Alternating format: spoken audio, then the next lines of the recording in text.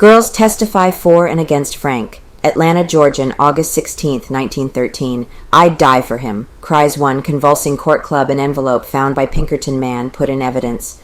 2 factory girls, one of them defending Leo M. Frank with all the eloquence at her command, and the other admitting that she had known of the factory superintendent opening the door to the girls' dressing room on 3 different occasions and looking in, formed the center of interest among the score of witnesses who were called Saturday by the defense. They were Miss Irene Jackson and Miss Sarah Barnes. Miss Jackson, daughter of County Policeman Jackson, testified on direct examination that she never had known of any improper conduct on the part of Frank, and that his character was good. Cross-questioned by Solicitor Dorsey, she admitted that she had been in the room where the girls changed from their street to their working clothes, and had witnessed Frank open the door, look in, and then turn around and leave. Once, she said, Miss Emmeline Mayfield was in the room with her. On another time her sister was there, and on a third occasion she said Miss Mamie Kitchen was the other girl in the room. She said that her sister had started to quit at the time Frank opened the door when she was in the dressing room. The witness also was asked if N.V. Darley, general manager of the factory, ever had made the remark at the time several girls were thinking of quitting the factory directly after the murder, that if the girls stick by us through this, they won't lose anything by it. Miss Jackson said she had heard Darley say this. Miss Jackson quit work the day after the body was found. Frank's mother again on stand. Another long string of character witnesses occupied most of the session, which was adjourned shortly after 1 o'clock for the day. Mrs. Ray Frank, the defendant's mother, was placed on the stand at the beginning of court, but remained there only long enough to be questioned somewhat in detail as to the means of Frank's relatives. One of the sensations of the day came during the testimony of W.D. McWhirth, Pinkerton operative, who testified to the finding on the first floor of the pencil factory, a pay envelope with Mary Fagan's initials and number on it, a bloody club, part of a whip, a piece of rope and spots near the trap door leading into the basement resembling bloodstains. Exactly the value of his finds did not develop either from the examination by the defense or the prosecution. Dorsey, however, sought to show that the Pinkertons dealt in bad faith with the city detective department by not reporting their discoveries as soon as made. Court adjourned with the testimony of Harley Branch, an Atlanta Journal reporter, who estimated the time it required Jim Conley to reenact his version of the disposal of Mary Fagan's body up to the writing of the notes as 47 minutes. Girl vehemently defends Frank. Miss Sarah Barnes was Frank's vehement defender. The first question asked her was the signal for a torrent of words that neither Attorney Arnold nor the solicitor was able to stop until she paused for breath. "Do you know Leo M. Frank, the defendant in this case?" was asked. She replied that she not only knew him, but that she knew he was a good man, a perfect gentleman, always good to the girls and everyone else in the factory, never attempting any familiarities or talking to the girls except in regard to their work, and never being guilty of any of the charges that have been made against him by the state. "I know Mr. Frank couldn't have committed that murder," she cried positively, emphasizing her words with a vigorous brandishing of her fan. "I'd be willing to die in his place. I'd be willing to fight for him. I'd be willing they'd give me any sort of death they wanted to. I just wish I could make everybody believe in his innocence." Judge Roan, just before court adjourned, made this statement to the jury. "For a number of reasons, we won't hold a session this afternoon. I am very sorry you have been held together so long, but I believe this will be the last Sabbath you will be kept. Red-stained club and pay envelope are shown to jury. Pinkerton detective says he found spots on the floor near Cubby Hole. Frank's mother again on stand. Women from factory help accused. Apart from your families, this duty is one of the burdens of good citizenship. You are here because you have measured up to the responsibility. If there was any way to relieve you, I would, but you are under oath, and so am I. Be very particular about your health. Be select in what you eat. Make the sheriff exercise you as much as possible. I hope we will be able to wind up this case soon." Mother denies wealthy relatives. Mrs. Frank declared Frank's relatives were of only moderate means. Solicitor Dorsey did not spare the defendant's mother in his cross-examination. He sought to show that Frank's parents in reality were wealthy, and that Conley's quotation of Frank's alleged remarks about his wealthy folks was quite plausible. She said the source of the income of herself and her husband was the interest on about $20,000. They paid $5,000 for their home in Brooklyn and assumed a $6,000 mortgage on the residence. "In what business is your husband?" the solicitor asked her. "He is not in business at present." "Ah, he's a capitalist, is he?" said Dorsey. Mrs. Frank replied that this was not so, and added later that her husband was broken down in health, and that this was the explanation of his being out of business at present. Mrs. Frank was shown a photographic copy of the test note Frank wrote for the detectives, which Dorsey had intimated was written in a disguised hand. "That's my son's writing," she exclaimed as soon as she saw the photographic copy. "He wrote me very weak, and I know his handwriting. Mother to son's aid." A hushed crowd leaned forward expectantly as the saddened woman, whose outburst of anger against Solicitor Dorsey was one of the sensations of the week, took her place in the witness chair. The prisoner and his wife wore the same cool, unflinching demeanor. Frank kept his eyes on his mother. Luther Z. Rosser questioned Mrs. Frank. Q. Mrs. Frank, you said you lived in Brooklyn. Has your son Leo Frank any rich relatives in Brooklyn? A. He has not. Q. This letter that was received by him from his uncle will show you here? The small letters were in a long envelope. A. Yes, a long paper. I don't know what it was. Q. I show you a photograph letter. Is the writing similar to your son's? He handed her the photograph of Frank's writing for the police, which witness Nix could not identify yesterday. A. That is my son's writing. Dorsey delves into family's finances. Dorsey took Mrs. Frank for cross-examination. Q. Mrs. Frank, you have no difficulty in recognizing that as your son's writing, have you? A. None at all. Q. What were those other papers? A. A price list, I think. Q. Now you look at the price list. A. No. Q. Who are your relatives in Brooklyn? A. My sister, Mrs. Bennett. Her husband clerks for my brother-in-law. Q. What does your son-in-law do? A. He is in the retail cigar business. Q. What do your other sons-in-law do? A. I don't know. I have enough to do to keep up with my own affairs. Q. What are your means of support? A. We have a little money out at interest. Q. How much? A. About $20,000. Q. Do you own your own home?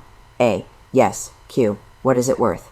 A. I don't know. We pay about $86 taxes. Q. Well, what does that make it worth? A. You must understand we have a large mortgage. Q. How much? A. About $6,000. Q. Was that about 1/3 of the cost? A. More than that. We paid $6,000 and assumed the mortgage. Q. Now, haven't you more than $20,000 out at interest? A. No. Q. What income do you get on that? A. Do you want me to tell you everything of my everyday life? Q. I want you to answer my questions, if you please, Mrs. Frank. A. All right. Doesn't know Frank's uncle is called Rich. Q.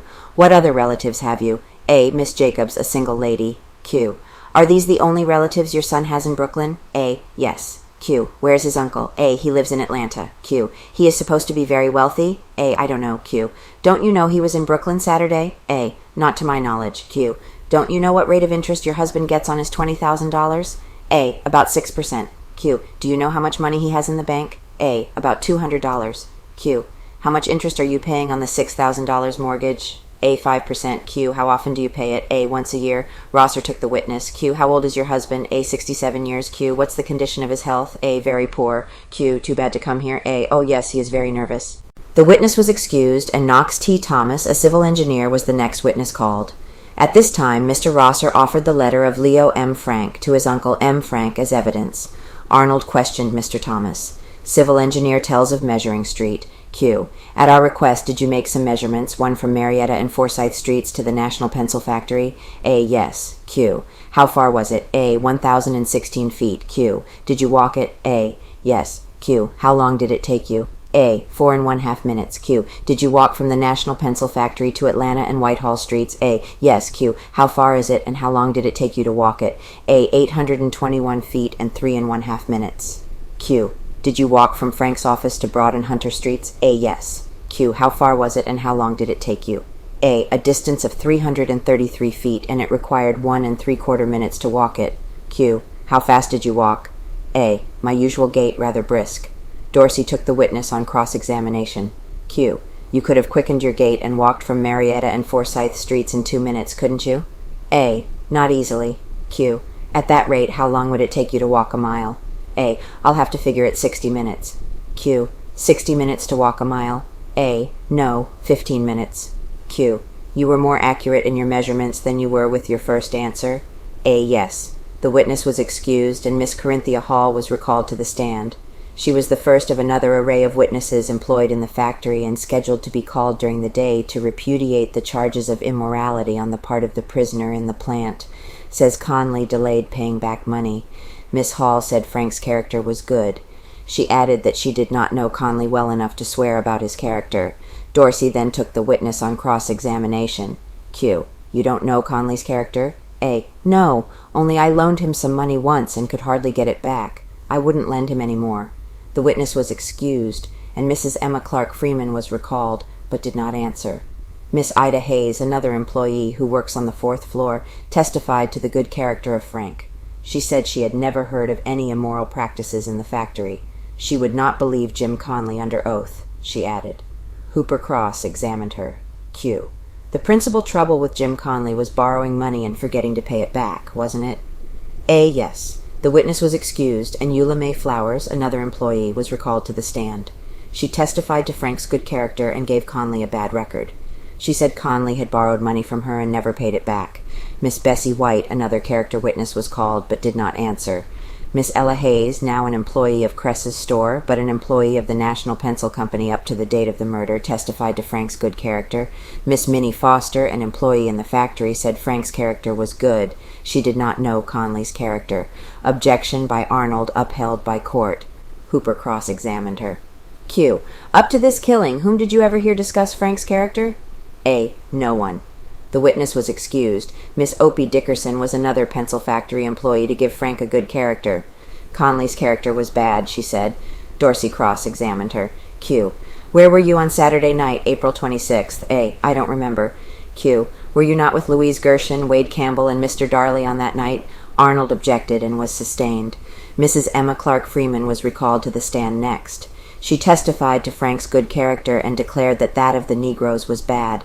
Miss Jessie Wallace, another 4th floor employee following Mrs. Freeman, said that Frank's character was good. She stated that she did not know Conley well enough to testify regarding him. Miss Annie Osborne and Mrs. Ella Thomas, both employees of the pencil factory, also testified to Frank's good character. Mrs. Thomas declared that Jim Conley had borrowed money from her and never repaid it. Miss Bessie Thrallkill, another employee of the factory, said she did not know Frank's character. Arnold, I mean his reputation. Miss Thrallkill, he was always a gentleman around me. Hooper took the witness. Q. Did you see Jim Conley after the killing? A. Not that I know of. Q. Did you hear anything about any blood on the floor? A. Not until Monday morning. Q. Did you see it? A. No. The witness was excused, and Miss Allie Denham, Miss Rebecca Sarson, and Miss Maud Wright, all employees of the pencil factory, spoke highly of Frank's character. W. McWirth, a Pinkerton detective, was next called. Under Rosser's questioning, he said he devoted 15 days to the Fagan murder investigation beginning May 12th. Q. What did you do? A. I questioned the employees and made a search of the ground floor. Q. What did you find? A. I found stains by the trap door which might have been blood. It was on the ground floor. Q. What else did you find? A. Behind a radiator, I found a good bit of rubbish. There was a heavy cord in the trash. One end of it looked like it had just been cut with a sharp knife. Pay envelope and bloody club introduced. Q. What else did you find? A. In one corner, a few inches from the radiator, I found a piece of pay envelope folded up. It was in a pile of trash. The torn bit of envelope was introduced by the defense. Q. What did you do with the envelope? A. I saw the number 186 on it and initials MP. I handed it to Officer Whitfield and told him to take it to the light and see what it was. Q. Did you find anything else? A. Yes, I found a big stick lying near the radiator beside some pipes. At this point, a Bould-stained stick was exhibited. Q. Do you know what this stick is used for? A. Mr. Holloway said it was a roller on which boxes were moved. Q. Was there anything odd about it that you noticed? A. It was stained, as is apparent now, stains that looked as though they might be blood. Dorsey took the witness on cross-examination. Q. Did you ever see this stick before? The blunt end of a buggy whip was exhibited. A. Yes. Q. Where? A. Behind the front door. Bloodstains found around cubbyhole. Q. Where did you find the envelope? A. In the door to the Clark Woodenware Department. Q. What day? A. May 15th. Q. Where did you begin to search? A. On the office floor. Q. What did you see on that floor? A. In the metal department, I saw half a dozen stains like the one Mr. Darley showed me by the water cooler. Q. Did they look like the other stains? A. Yes. Q. Did you make any search of the office for that envelope? A. No, I was looking for a mesh bag. Q. Who told you to? A. Mr. Scott. Q. You made that search all day alone? A. Until 5 o'clock when I was joined by Whitfield. Q. He searched with you? A. Yes. Q. You found bloodstains around the cubbyhole? A. Yes. Q. Was that your report to the Pinkertons? A. Yes. Q. You didn't say anything about blood? A. I said it looked like blood. Q. How many stains were there? A. About 6 or 7. Q. How large was each? A. About 6 or 7 inches in diameter. Q. And were they blood? A. I don't know. I took up the chips. Q. Now after you found the blood spots, you found pieces of cord around the radiator?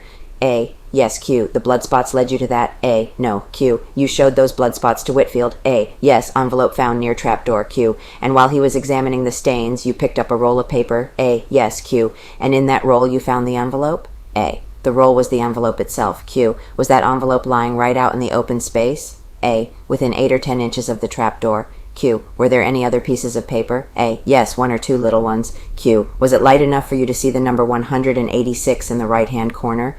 A. Yes. Q. Has that envelope been changed any? A. None at all.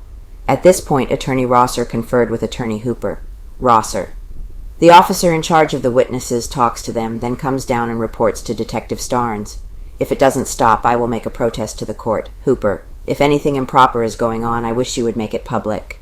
Solicitor Dorsey, who was standing near the witness, turned and said, Your Honor, we want this matter settled if they think anything improper is going on. Judge Roan. No complaint has been made. Dorsey. We are bringing it now.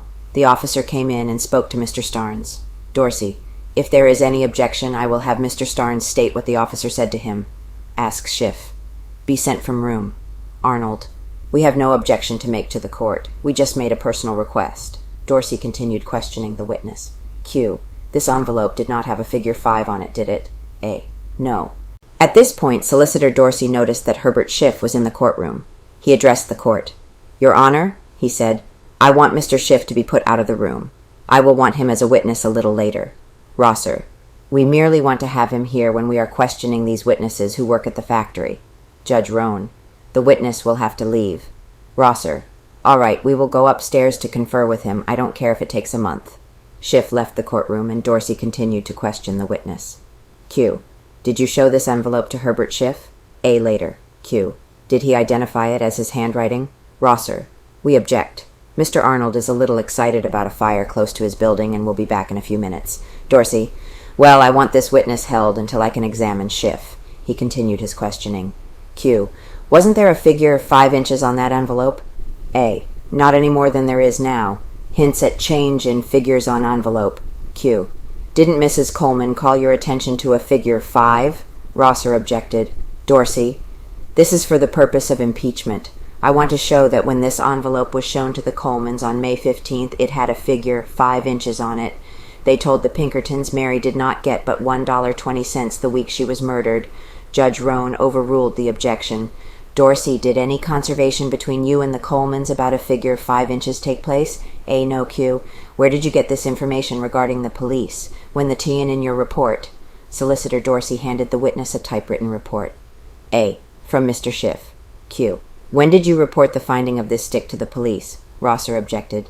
Dorsey, I want to show in reference to this club what the head man for the Pinkertons instructed this police asked about that club. The Pinkertons gave them a little stick. Mr. Rosser has tried to make it appear that the Pinkertons, employed at the instance of Frank, went down the road on and on with the police. The jury was taken from the room at the request of Dorsey. Judge Roan. Let me hear your objection, Mr. Rosser. I don't want to hear any argument. Rosser, through arguing, he says. Rosser. I don't want to argue. I don't expect to argue here any more. All I want is to have my objection recorded. He has tried to impeach every witness we have put up on the grounds that he did not report to the police. Judge Roan. Mr. Dorsey, you can ask the witness whether he told any city detectives about the note and the bludgeon, or whether he sought to conceal it. You cannot ask him what somebody told him to do. Hooper. What we want to do is to show that Pierce is the head of the Pinkertons, and that he controls the policy of the Pinkertons. Judge Roan. This man is not responsible for what somebody told him. The jury was brought back, and Dorsey continued his questioning. Q. Who is the head of the Pinkertons? A.H.B. Pierce. Q. Where is Whitfield? Rosser. I object to that, Your Honor. Dorsey. It is a well-known principle of law that we can ask that. Judge Roan.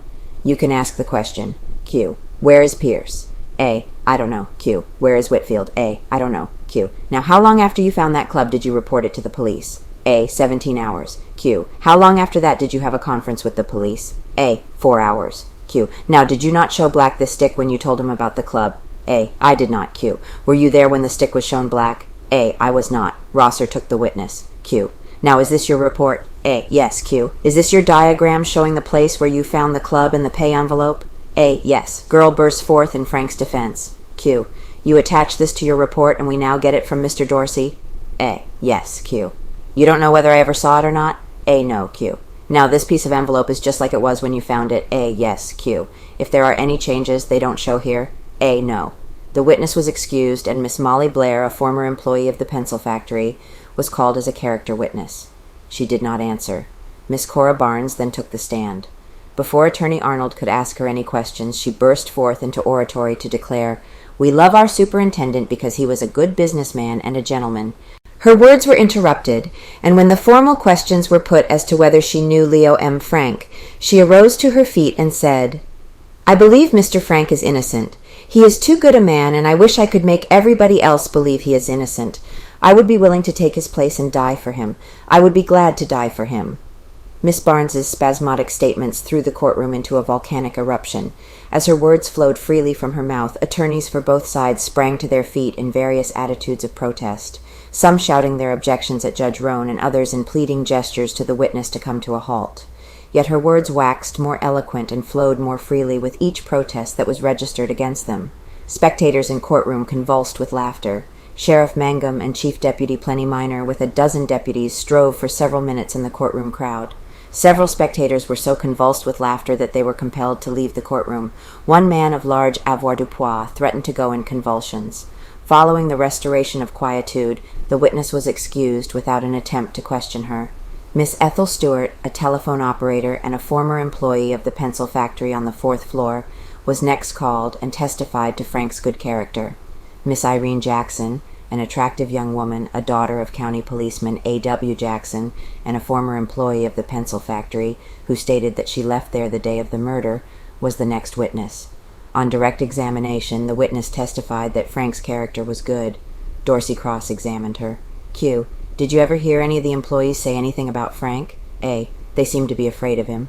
Q. How? A. They would always work hard when they saw him coming. Q. Do you recall Emmeline Mayfield? A. Yes. Says Frank looked into dressing room. Q. Where does she work? A. She worked at Jacob's until Easter. Q. What about that dressing room incident you told Mr. Starnes about in the presence of your father? A. Emily Mayfield was in the dressing room one day and Frank came back there. I was there to take off my apron. Q. How was Miss Mayfield dressed? A. She had off her dress. Q. Did he come all the way in? A. He opened the door and looked in. Q. Did he laugh? A. I don't know. Q. Did you threaten to quit? A. Yes. Q. To whom? A. Mr. Darley. Q. What did he say? A. He said that we girls should stick together and that we would not lose anything by it. Q. You told your father about it? A. No, my sister did. Q. Did you hear anybody but Miss Emily Mayfield talk about Frank going into this dressing room? A. Yes, I heard about it. Q. Who told you? A. I don't remember. I heard them talking about him going into the dressing room 2 or 3 times. Q. What did Frank do when he came into the dressing room? A. He walked in, turned around, and walked out. Q. Were you in there? A. Yes. Q. You have told me of 2 times. Have you heard of any other times besides your sister and Miss Mayfield? A. Miss Mamie Kitchen and I were in there one day when he came in. Q. Did you hear the girls talk about other times? A. Yes. Q. Where were they? A. I don't remember. Q. What else did you hear about Frank besides the fact that he went into the dressing room and stared at the girls? A. Nothing. Arnold took the witness on redirect examination. Q. How long did you work in the factory? A. About 3 years. Q. You were willing to work on there after this? A. I had some bills to pay and I wanted to get the money. Papa wanted me to quit. Q. The murder was the real reason you quit, wasn't it? A. Papa said he didn't want me to work there, so I quit. Q. Didn't you hear Frank issuing an order about the girls flirting through the 4th-story window? Dorsey objected and was sustained. Q. What street did those windows look out on? A. Forsyth Street. Q. People were constantly walking along the street, were they not? A. Yes. Q. Did any rule or order come to you against flirting out of the window? A. There were orders against it. Q. Frank never came into the room. He just came to the door and turned away. A. He pushed the door open and looked in. Q. Did he ever come in? A. No. Girls partly undressed when Frank looked in. Q. Which time was it you were not fully dressed? A. When I was with Mamie Kitchens. Q. The other times you were dressed fully? A. Yes. Q. How were you when you were with Miss Kitchens? A. I had off my top dress and was preparing to put on my street dress. Q. You had on your underskirt? A. Yes. Q.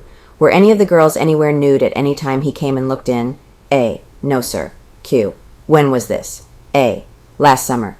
Dorsey took the witness on recross-examination. Q. How soon after Frank opened the door on your sister did she quit? A. She wanted to quit right then, but the forelady persuaded her not to. Q. There was no way he could tell before opening the dressing room door how near any of the girls were to being undressed. A. No, sir. Q. It was near to the dressing room, wasn't it? A. Yes, sir. Arnold took the witness. Q. What time were you girls expected to be at work? A. At 7 o'clock. Q. What time was it Frank came to the door? A. 10 or 15 minutes after 7 o'clock. Dorsey took the witness. Q. You never flirted with anyone out of the window? A. No. Q. Did the forelady come in? A. No. Q. Did you ever see any signs around there not to flirt? A. No. Q. Did you ever hear Mr. Frank say anything about flirting? A. I heard him say something once. Smiled or made face at girl. Q. Well, when he stood in that dressing room door and smiled, did he Arnold? Your Honor, she never said anything about smiling. Miss Jackson. He never asked me. Dorsey. Well, I am asking you now, did he smile? A. Yes, he smiled or made some kind of face at Miss Mayfield. Q. Did he say anything? A. No, just looked at her and walked out. Q. He never said anything about flirting? A. No. The witness was excused and Harley Branch, a reporter for the Atlanta Journal, was called to the stand.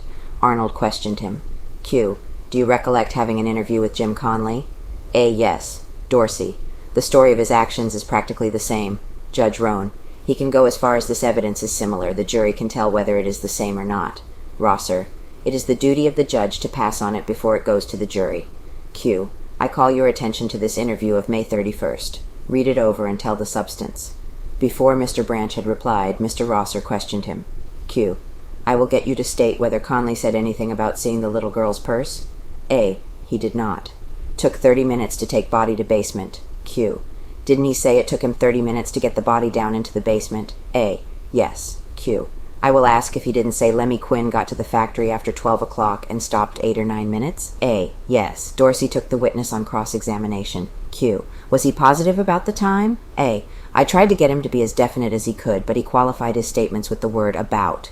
Q. Did you get this interview before or after Conley went through what he said was his part in the crime at the factory?